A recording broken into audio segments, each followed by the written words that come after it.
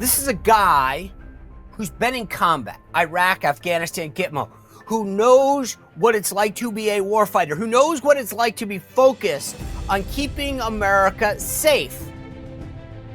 This nonsense from the Dems. Oh, tell me about your first divorce. You know what I want to know? How are you going to keep me safe? How are we going to deter China? How are we going to deter Russia, North Korea, Iran? So we see this incompetence from the Democrats in California every day, but it's no different than the numbnuts in Washington, D.C. All right, guys, we are cruising through the week. And man, it's exciting. By the way, happy birthday to my old colleague, future White House Deputy Chief of Staff, Dan Scavino. Happy birthday, Dan. Congratulations on your return to the White House. It is, I mean, I get a little excited. Sorry. It's like, it's always been this elusive thing. Oh, President Trump's coming back. President Trump won. It's like we're days away. And I guess maybe because the nominees are up on the Hill getting these hearings. Yesterday was all Pete Hegseth. We're going to break that down. 6 of them up today. Pam Bondi in particular. As I said, 5 days. We got a great panel coming your way on Thursday, which is tomorrow. Oh my, whoa! I keep forgetting. This is Wednesday. I mean, this week is flying by, and we're heading into the weekend. So just to give you a preview, tomorrow panel, right? Friday, Anna Paulina Luna is going to join us. Senator Ron Johnson, I said, is today. And also the balls and the parades and everything kick off. I tell you guys all the stuff in my newsletter. So I've obviously a lot of folks are coming into town, are going to be watching the inauguration. We'll get to that in a second. But I'm emceeing one of the balls. And we're going to talk about that on Friday, kind of get you guys excited about the weekend. Anna Paulina Luna is here. And then I've got some folks that are organizing things to give you guys some insight into this. By the way, as I said, Ron Johnson coming up. Red dye number 3 in our society for years. Maha starts making this a big deal. Kennedy makes this a big deal. It's banned. So the FDA has now banned red dye number 3. I mean, I'm going to talk about this with Ron Johnson, but just stop for a second and realize why, what changed? What else does the government know? I don't mean to sound like some wackadoodle, but think about this. Nothing's changed. Red dye's been around for a while. Europe's banned it for a while. And suddenly they go, oh, yeah, you're right. It's horrible for you. Ultra plastic or ultra processed food. Forever plastic. Like, what else is going on that we're not being told about that's bad for us? I know this sounds like some kind of nutty, but just stop for a moment and realize this. Red dye was bad last week. It was bad last month. It was bad last year. What's changed at the FDA? There wasn't some new huge study, was there?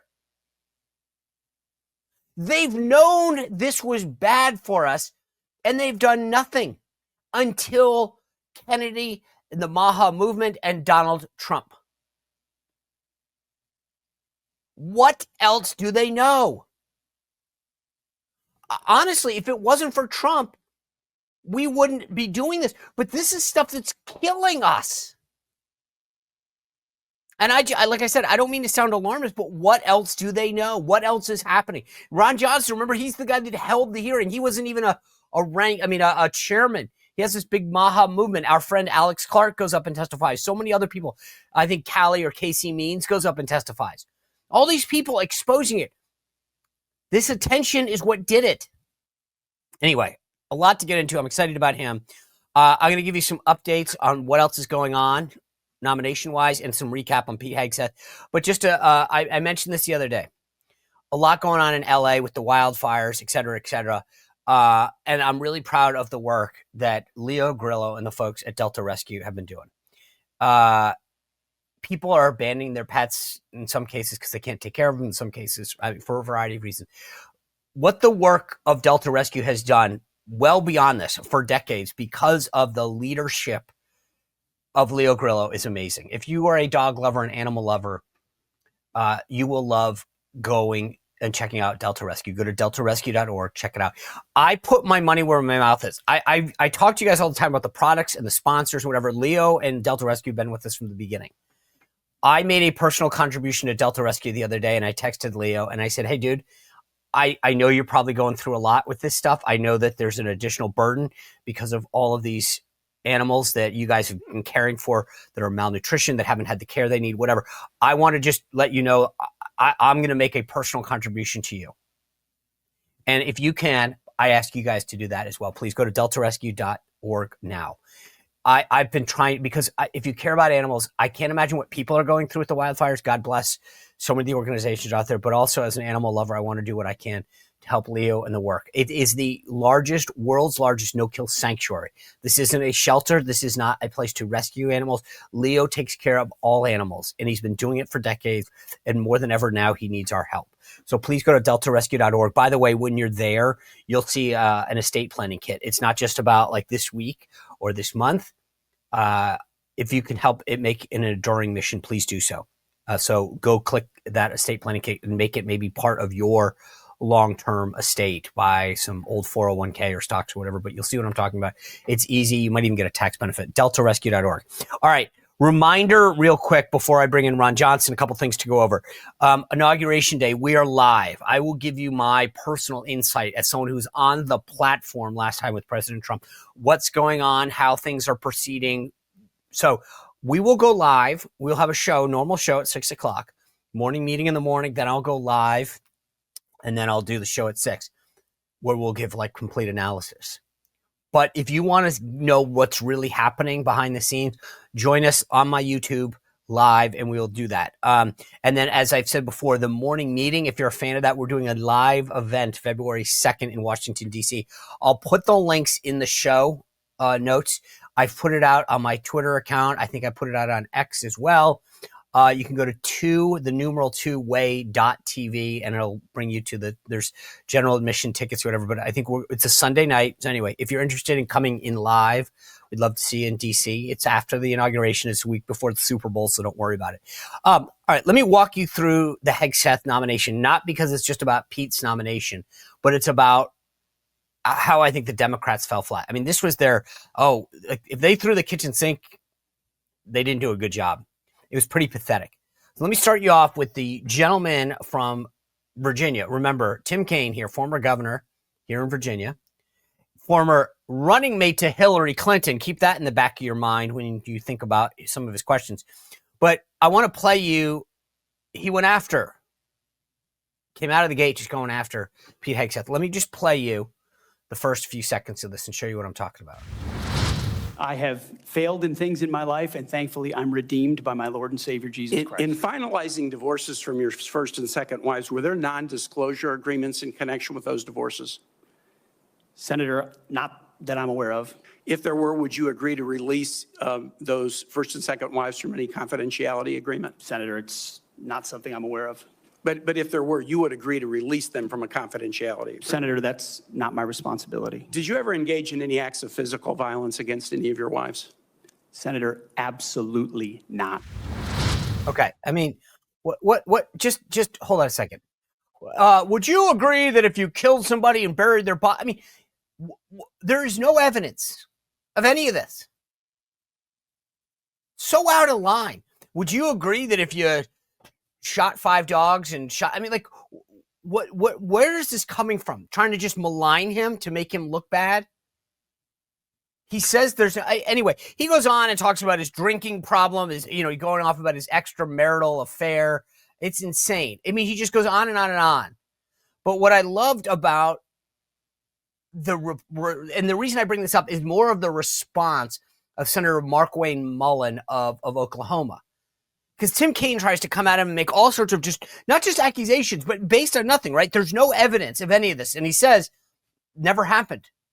I'm not aware of an NDA. Well, would you say that, first of all, would you say that if you killed someone and then they killed, why are we bringing up all these hypotheticals? He's saying it never happened. But then MarkWayne Mullins speaks, and I'm telling you, he was on fire. Let me show you what I'm talking about. There's a lot about qualifications, and I think it's so hypocritical of senators, especially on the other side of the aisle, be talking about his qualifications, not being able to lead the secretary or be the Secretary of Defense, and yet your qualifications aren't any better. You guys aren't any more qualified to be the senator than I'm qualified to be the senator, except we're lucky enough to be here. But let me read you what the qualifications of the Secretary of Defense is, because I Googled it, and went through a lot of different sites, and really it's hard to see. But in general, the U.S. Secretary of Defense position is filled by a civilian. That's it. If you have served in the U.S. Army Forces and have been in the service for, you have to be retired for at least 7 years, and Congress can weigh that. And then there's questions that the senator from Massachusetts brought up about serving on a board inside the military industry, and yet your own secretary that you all voted for, Secretary Austin, we had to vote on a waiver because he stepped off the board of Raytheon. But I guess that's okay because that's a Democrat Secretary of Defense. But you so quickly forget about that. And then Senator Kaine, or I guess I better use the senator from Virginia, starts bringing up the fact that what if you showed up drunk to your job? How many senators have showed up drunk to vote at night? Have any of you guys asked them to step down and resign from their job? And don't tell me you haven't seen it, because I know you have. And then how many senators do you know have got a divorce before cheating on their wives? Did you ask them to step down? No. But it's for show. You guys make sure you make a big show and point out the hypocrisy because the man's made a mistake. And you want to sit there and say that he's not qualified? Give me a joke. I mean, it is so ridiculous that you guys hold yourself as this higher standard and you forget you got a big plank in your eye. Look, here's what I love about this. MarkWayne Mullins, like, really? You want to talk about drinking? All right. How many of your buddies in the Senate vote drunk or have vote drunk? Oh, Tim Kaine. I see you slouching there. Tim Kaine, Hillary Clinton's running mate. How many of you guys want to talk about extramarital affairs of your colleagues? Of yourselves? Tim Kaine sits there and shrugs in his chair. Remember, as I said at the beginning, just a minute ago, he was Hillary Clinton's running mate. Do you want to talk to Hillary Clinton about defending women? Do you want to talk to her about going after young interns? Do you want to talk to her about her husband's infidelity? Yeah, I didn't think so. MarkWayne Mullins literally just crushed him like a bug. But then, of course, Tammy Duckworth says, okay, my turn, from Illinois. She's going to go after him. Oh, she's got the zinger, the gotcha question, right? Ooh, let me just show you what I'm talking about. Because she gets him. Oh, she crushes him. Watch this. Can you name the importance of at least one of the nations in the ASEAN, and what type of agreement we have with at least one of those nations? And how many nations are in ASEAN, by the way? I couldn't tell you the exact amount of nations in that, but I know we have allies in South Korea and Japan and in AUKUS with Australia, trying to work on submarines with them. Mr. Hegseth, none of those countries are in ASEAN. Across. None of those 3 countries that you've mentioned are in ASEAN. I suggest you do a little homework before you prepare. Do you know what ASEAN is? Now, here's the thing that was weird for me, just background-wise, in case not everyone knows this. I was the assistant U.S. trade representative in the Bush administration at the end. So I know what ASEAN is. And I'm thinking to myself, okay, it's the Association of Southeastern Nations.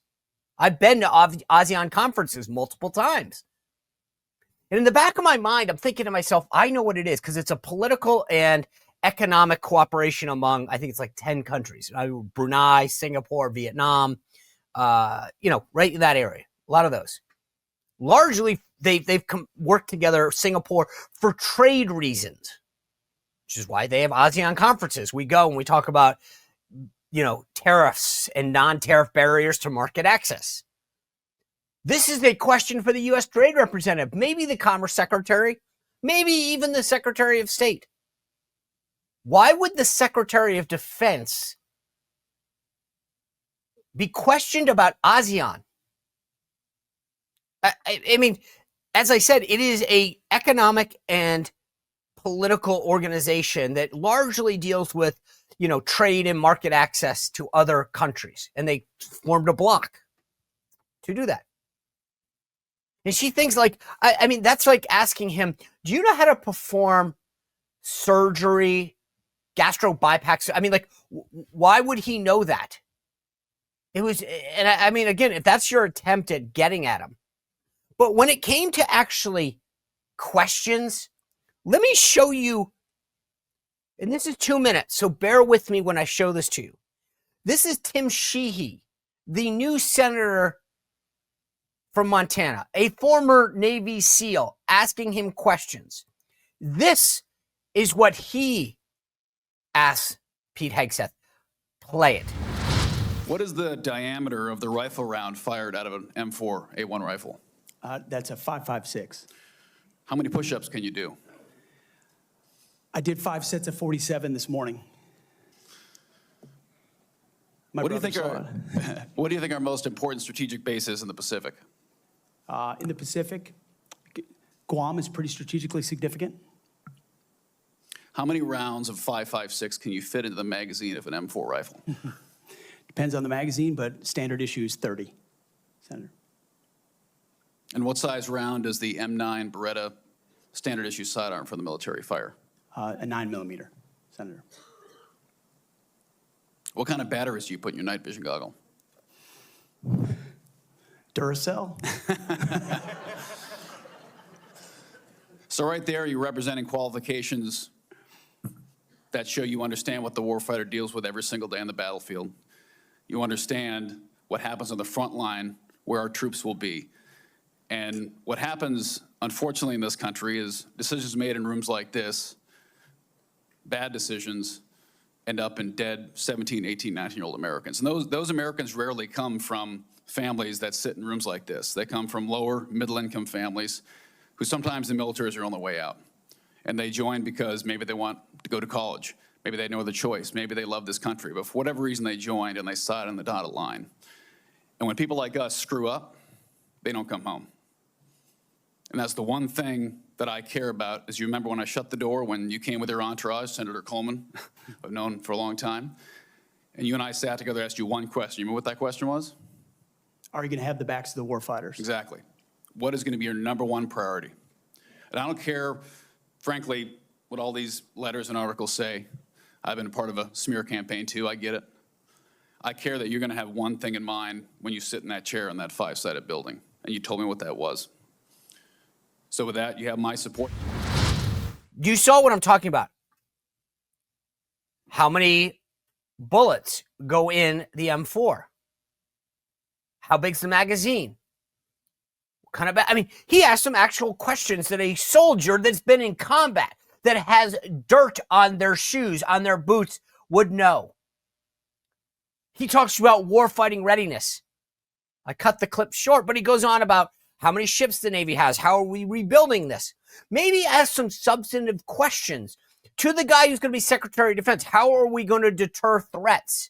How's our Navy going to be ready in the Indo-Pacific theater? Wow. Not about his non-existent disclosures from a divorce, Tim Kaine. This is a guy who's been in combat, Iraq, Afghanistan, Gitmo, who knows what it's like to be a warfighter, who knows what it's like to be focused on keeping America safe. This nonsense from the Dems, tell me about your first divorce. You know what I want to know? How are you going to keep me safe? How are we going to deter China? How are we going to deter Russia, North Korea, Iran? So we see this incompetence from the Democrats in California every day, but it's no different than the numbnuts in Washington, D.C. You want to ask about a trade deal, Senator Duckworth? You want to ask about his divorce proceeding, Senator Kaine? It's the same incompetence in California. We've got real issues in this country. We face real threats, and this is what the Democratic Party cares about. I'm sorry. This is insane. Pete Hegseth is talking about having smart people around him, about focusing on stuff. Tommy Tuberville questions him and says, hey, I got recruits that are coming in. I got guys who don't want to go to the academies. I got Navy SEALs that I'm meeting with that say, hey, I just went out and protected this country, nullified a threat, and now I got to go through 10 hours of DEI training? Get the priorities of this country in order. That's what I'm talking about. A Pentagon that can pass an audit, a Pentagon that is focused on war fighting. I'm telling you this. It was unbelievable to see the difference in the questions from the left and the right. Elizabeth Warren trying to stumble, anyway, it was unbelievable. I'm telling you, I was really pleased with how this went on, but he's not the only one. Pam Bondi was up there today. She crushed it. Amazing job. And they were trying to play the same games up there too. Trying to make this all personal. As opposed to, what are you going to do to keep America safe and focused? Get rid of the wokeness. Make sure that our country is efficient and effective. So we got 6 of them up there today. As I mentioned, Pam Bondi, she was the main focus. That's all over cable television. We'll talk about that a little later. Russ Vote was up there talking about his role, reprising his role as the director of the OMB. John Radcliffe, who had been the DNI, the Director of National Intelligence last time, is up for CIA Director this time. He's up there. Sean Duffy, the former congressman from Wisconsin, you might have seen him on Fox News. He's up there talking about his role as Secretary of Transportation. And then Chris Wright, who is the nominee for Secretary of Energy. And then we got a lot more coming up later this week, but this is, Anyway, I will say this. It's amazing to watch all these CEOs go down and suck up to Donald Trump. He had $500 million is being what's reported they've raised recently for all various committees. President Trump taking a picture with the president of CEO of Coke. I think it's a commemorative inaugural bottle of either Coke or Diet Coke. I got to look. And I've got some from previous inaugurations, but the first thing, these CEOs are down there sucking up to him. I'm glad, like I said, with Zuckerberg, I'm glad they're doing it, but I'm telling you, let's not mistake them sucking up for making sure we get our agenda implemented, okay? Tonight, by the way, President Biden trying to make a farewell address at 8 o'clock. I'll be interested to see how that plays out. I mean, that's all I'll say on that. How's that? In other words, in other news, by the way, Michelle Obama, she's not attending the inauguration. So first, a no-show at Carter's funeral, and then a no-show at the inauguration. And by the way, before I get to Ron Johnson, when J.D. Vance enters the vice president's residence next Monday, just FYI, it'll be for the first time. Kamala Harris has not asked him to come over to see the residence, to tour him, which is traditional. So all this stuff about norms and how the peaceful transfer of power, like, let's just don't overlook this. Don't overlook how petty they are on their side and how the media won't cover that. Okay. So we'll see what he says at 8 o'clock tonight. We'll talk about that later, by the way.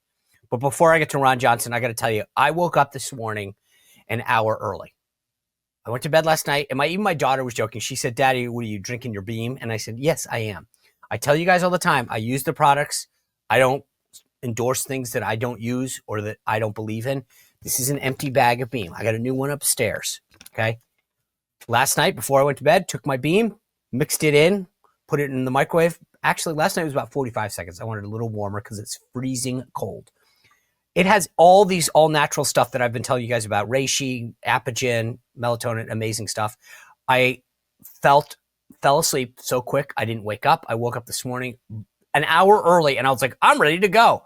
Trust me, if you made wellness and having a better night's sleep part of your 2025, do this right now. This is the ultimate sleep refresher for the new year. Try Beam's best-selling dream powder right now for 40% off. A limited time when you go to shopbeam/Spicer, shopbeam/Spicer. No matter what flavor you try, you'll be getting a great deal and an amazing tasting mix that's got all natural ingredients. Go to shopbeam.com/Spicer. All right, without further ado, Senator Ron Johnson of Wisconsin. Senator Johnson, always good to see you. Let me ask you, the nominations are starting to roll. How do you think things are going up there?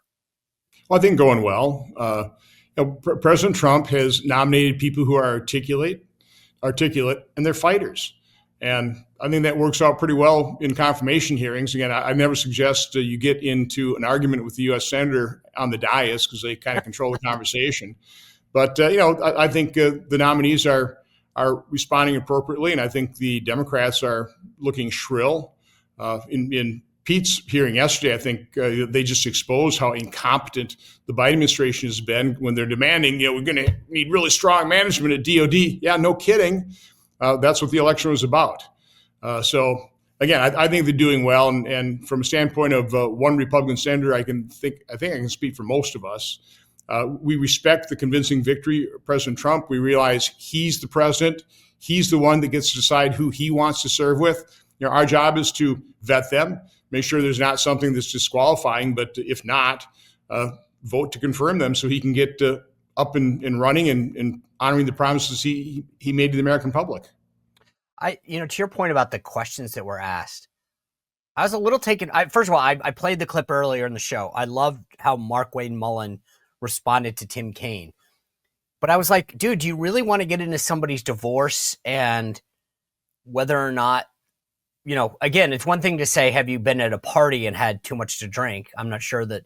But I was thinking to myself as he was asking these questions, do you really want to go down those roads, considering some of your colleagues and considering that you were Hillary Clinton's running mate?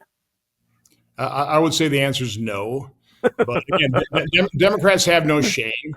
And, they're allies in the mainstream media who still have a lot of power, even though I think they suffered a defeat in November. Again, that they will reliably back up the Democrats and not hold them accountable or ridicule their idiocracy. So how important, I remember going back to 2016, we made a big push, and I think they're making one now, about having key national security posts filled day one. You're on the Homeland Security Committee. We just talked about Pete Hegseth's hearing. Apparently there's a vote scheduled for next week. But what jurisdiction and what nominees do you have jurisdiction over? Where do you say, where are they in the queue? Well, Kristi Noem will come before us Friday. There was a delay there. I think, again, we're all having paperwork issues. Not exactly sure where this is being slow walked or what the log jam is, but that's been an issue. Democrats will fully exploit it, but Kristi is slated to have her hearing on Friday.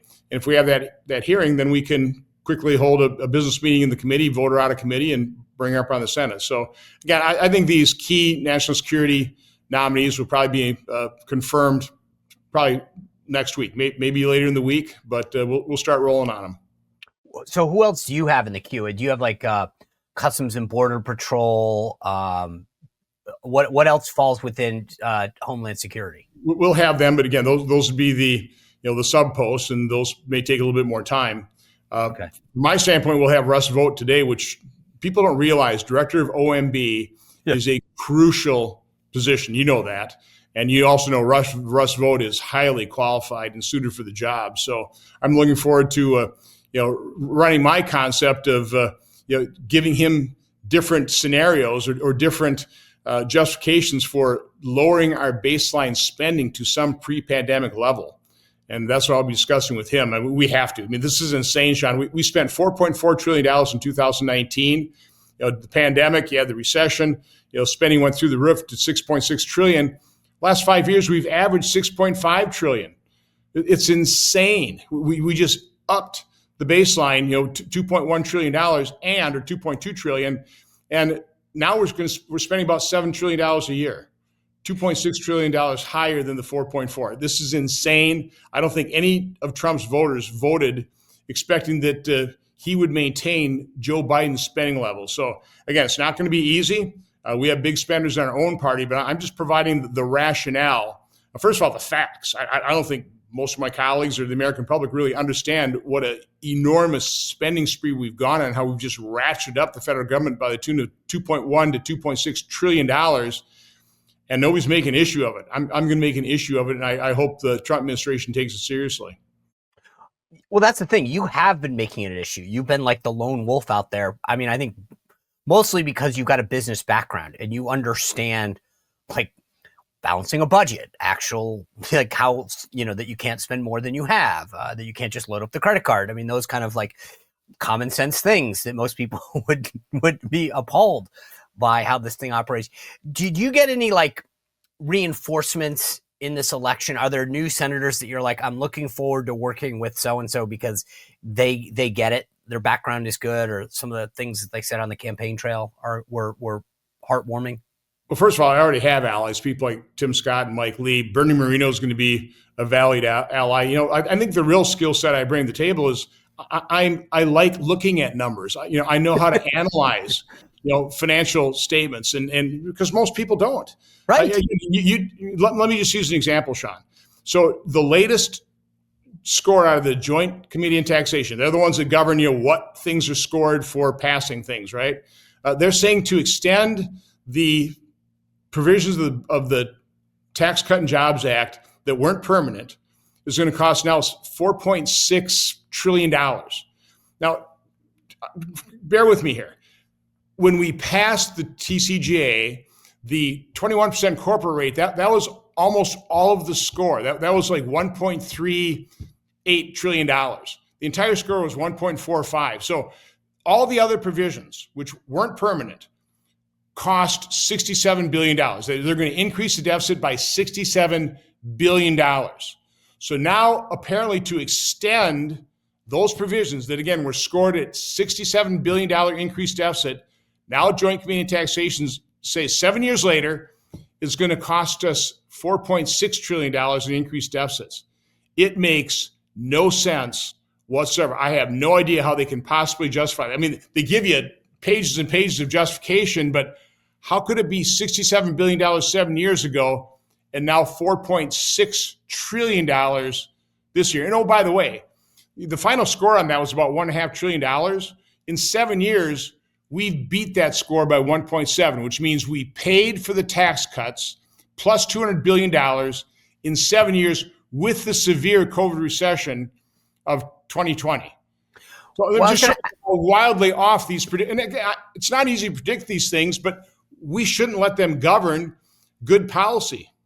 Sorry to interrupt this conversation with Senator Johnson. It is amazing what he's talking about, but I got to tell you this right now. Here is a shocking truth about New Year's resolutions. Whether you want to lose weight, improve energy, or beat that embarrassing post-meal bloat that a lot of us got, if you don't have a healthy gut, none of it matters. That's why I want to introduce you to what I have been adding into my lifestyle. These are the Just Thrive probiotics. If you remember, I've had Tina Anderson on the show several times to talk about wellness and what they're doing over at Just Thrive.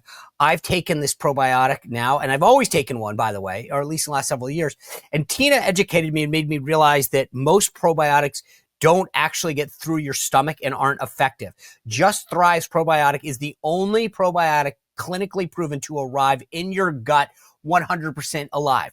Don't take something that's not working, and the Just Thrive stuff is backed up by clinical research that shows it is. Most of these probiotics die in your stomach before they can do much good. And like I said, this means better digestion, healthy immunity, great energy, better skin. I mean, so much is important when it comes to your gut health. It's backed by industry-leading 100% money-back guarantee. I love this. I love the product. Just visit justthrivehealth.com. Use code SPICER for 20% off your first 90-day bottle. Whether you'd like the gummies or the pills, that's up to you. Justthrivehealth.com, promo code SPICER. All right, back to my conversation with Ron Johnson. It's one thing for the spending to be off. Like, hey, we thought this. I mean, you talk about like California's always had this high-speed bullet train that has laid no tracks, and it's costing and costing and costing. But when it comes to like tax cuts, to your point, like they stimulate the economy, they get people moving, they give people back their money. Like the idea that costs us something. I still believe, like my bigger question is, what are we doing to reduce the size of government? And I appreciate the analysis of the tax side of it because I care tremendously about that, obviously.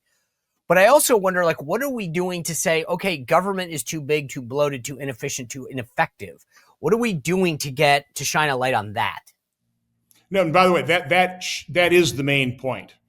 You know, we shouldn't increase taxes. So, you know, I think that's a given. We're not gonna increase taxes. We're gonna extend the TCJA or reform our tax system. I hope we do make it simpler, more rational, but we need to take time to do that right. But we're not going to increase taxes in 2026. That's for sure not going to happen. Right now, we had to focus on the baseline spending. And that's why I'm publishing, columns in the Wall Street Journal, why I'm showing my colleagues the numbers, which honestly, a lot of them really never look at the full. Let me give you an example. About 3 years ago, the first omnibus spending bill, I asked my Republican colleagues, hey, anybody know how much we spent last year in total the federal government? Nobody raised their hands. I went out to the Washington press corps, asked them the same question. Somebody said, well, it's like over $1 trillion.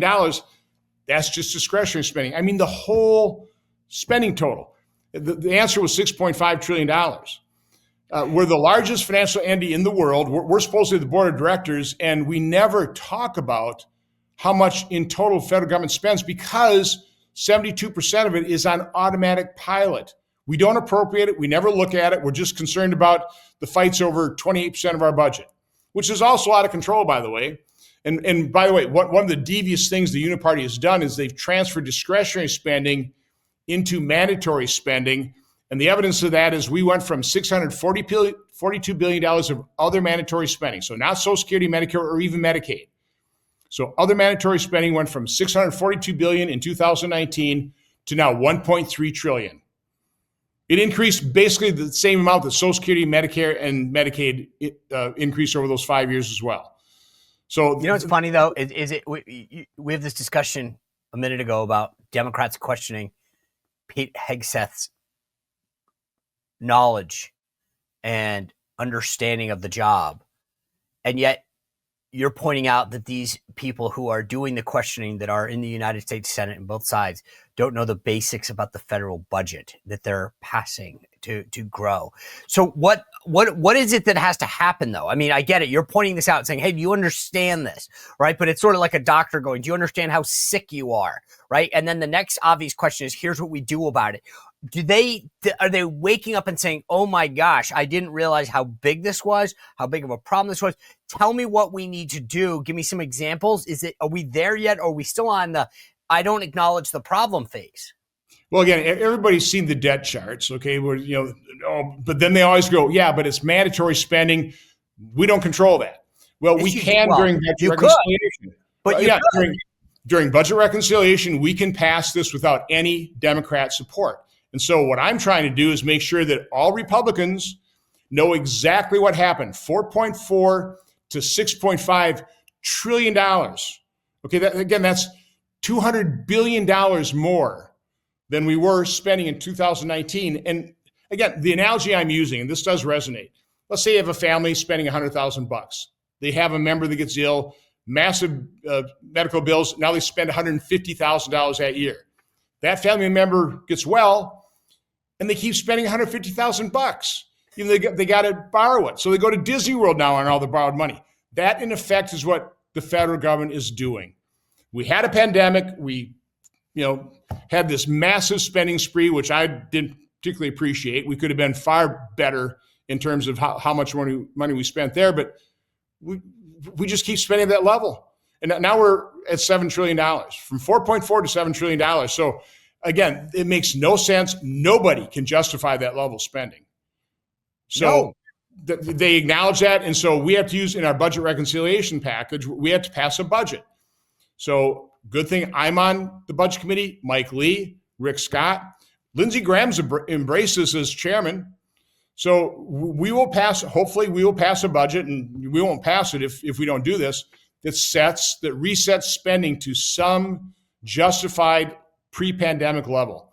And I've laid out a couple scenarios. Let's go back to Bill Clinton, 1998.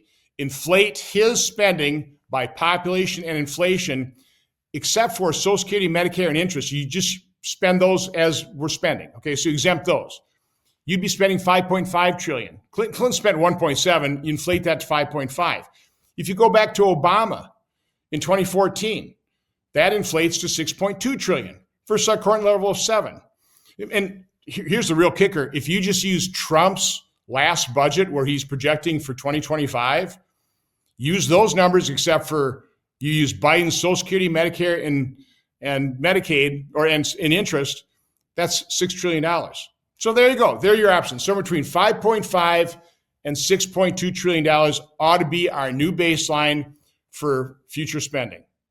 It's funny because only in Washington, to your point, it's like if I give you $10 and you come back to me and say, I'd like 20. And I say, you know what, Senator, I'm going to give you 15. You go, you cut me 5. Like, that's the only place in the world where if I don't get exactly how much more than I wanted, it's called a cut. But I want to pivot to something else, because aside from leading on that effort, while in the minority, you brought more attention, I think, as a United States Senator than anybody in the Senate to the wellness issue and what's going on in our government. And of all days to have you on today, the FDA, just out of nowhere, says, hey, we're going to ban red dye. Okay. Here's what concerns me. There was no new study that I'm aware of. Can't say this for certain, but I'm not aware, and no one in the news is claiming. Nothing has changed. Doesn't that send alarm bells off to you? Not necessarily. Again, I don't know what studies exist on red dye. I've always heard that's a dangerous thing and don't eat stuff with it, whatever. I think there were red dyes before that have been banned. Never eat a red M&M. So again, I don't know the science. What I do know, Sean, is science has been completely corrupted. Eisenhower warned us about this. When the federal government funds science, it'll be corrupted. It'll produce a scientific and technological elite that'll drive public policy. When you pay for a study, you get the result you want. And when you've got somebody like Anthony Fauci for 40 years directing most of these research dollars, those dollars produce the results Anthony Fauci wanted, and you saw how corrupt he's been during COVID. But expand it. Drug companies pay for their own studies. The FDA, and this is the corruption of the process, the FDA sued on behalf of Pfizer to keep their COVID vaccine studies secret for 75 years. You don't need further proof of capture and corruption of the federal health agencies. But across the board, you had Wiley Publications. I think they shut down, 19 publications, had to retract 11,000 research papers because you couldn't reproduce results. So science has been corrupted. That's, I think, from my standpoint, the Trump administration's first task. Hopefully Bobby Kennedy gets confirmed. We have to restore integrity to science. Everybody has to have a seat at the table when you're evaluating it. So again, I want the food companies at the table to get together with the FDA scientists, together with the nutritionists, the nutrition activists. They all need to be at the table, so you have a let's call it an adversarial process to evaluate science, which is not necessarily clear. It might indicate things, and you have to make judgment calls on it too. So this isn't easy, but what I do tell you is currently science is corrupted, and we have to restore integrity to it. I guess what I was getting at, though, is this is the point that you're making, I think, which is that you have this big hearing. You call in all these people. I'm watching this thing, and I'm hearing them tell me all these things during the hearing that you had. And I'm watching this stuff. Like, suddenly the other day, they say these plastic spatulas, we should just ban them. And I'm going, wait a second. They were okay last month. They were okay last year. Ron Johnson has a hearing. He calls out all these wellness things. Bobby Kennedy starts telling us about red dye. He starts telling us ultra-processed food, about forever chemicals. Ron Johnson has this massive hearing. All of a sudden, all this attention, it's like they tried to hide it from us. And when we started to say, wait a second, red dye is banned in Europe. Red dye is bad here. Spatula and these plastics don't make sense to have not on a Teflon pan that they could get into our food. And suddenly they're like, yeah, you're right. It is really bad for you.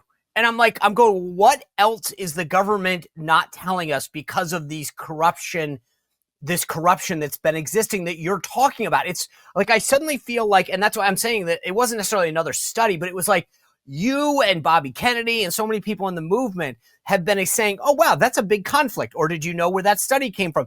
And then suddenly they're quietly mainstreaming it. Like, yep, it's really bad for you. Well, again, one of the things I said in that hearing is I marvel at how much knowledge we've accumulated over this millennia and how rapidly we're increasing our knowledge. But what we don't know vastly exceeds what we don't know. So you have to bring that humility into the process here. I don't think without a doubt. I think there are all kinds of questions. You do need to recognize, though, too, is life expectancy has increased over the decades. That's a good thing. So somehow we're surviving, all this modernity, right? But, there are new things we're doing. We have all this electromagnetic frequency bombarding our bodies. People have concern about that. One of the things came out in that hearing is Europe approves ingredients for food. They approve there are 400 ingredients that are approved. We do it based on generally recognized as safe, which are there 10,000 of those. Some of those 10,000 generally recognized. That's not even scientific. It's not. But again, we're not dropping over dead unless some of the COVID shots. I think people drop dead, and we're not acknowledging that. So again, what I'm saying is we need an open mind. We have to restore integrity to science. I like the fact that people are wary of these things. People are talking about glyphosate. As a pre-emergent might be perfectly fine, but when you start spraying it as a desiccant on the food, that might be a problem. And part of the issue is we haven't even been able to ask these questions. You're not even asked the question, well, okay, we went from something like 7 injections on the childhood vaccine schedule to over 80. We're doing in one injection multiple vaccines. Could that be a problem? I do know it has not been adequately studied. I know they have not been tested against true placebos. We know that, but again, this might be censored for me even saying that. We haven't been able to ask the question. I think one of the best snippets of testimony in my event came from Dr. Chris Palmer, a psychiatrist who looks at nutrition and mental health. He said, they don't want to know the root cause of these problems because if they find out it's something they're doing in their business model, it could destroy their business model. So I understand the pressure to just bury your head in the sand, but the American public they don't want our heads collectively buried in the sand. They want to know the answer. They want to have assurance that what is being put into our bodies or being injected into our veins is safe. Now, again, there's no guarantee. Life is a risk, and science isn't perfect, and we're not going to get perfect answers. It's not necessarily black and white. But again, what we can say is science as it currently exists is corrupted. Peer review is a joke. And that has to be fixed. Well, I will tell you, I'm excited that you're back in power as a majority because you are the guy, whether it's the budget or this stuff, that's asking the right questions. I appreciate you being with us, and I appreciate your efforts to make our country stronger and better. And thank you for everything you're doing, Senator. Well, thanks for having me on and giving me the opportunity to delve into this in greater depth. That's what doesn't happen in general. That's what's great about these podcasts. So thank you. I love it. Thanks, Senator. Appreciate it. Guys, amazing conversation with Ron Johnson. So much cool stuff that he shared with us. Remember, sign up at SeanSpicer.com for the free newsletter. Next week, we're live for the inauguration, plus the morning meeting every morning at 9. We got that live event. I mentioned that. All that is in the newsletter, SeanSpicer.com. It's free, although I do love the VIP members. They're always my favorites. Great panel show tomorrow, Anna Paulina Luna on Friday, and some insight into the inaugural balls and activities that no one else can give you. Thanks for tuning in. We'll see you tomorrow. Well, if you enjoyed this content, make sure to like this video, subscribe, and click the notification bell to get more.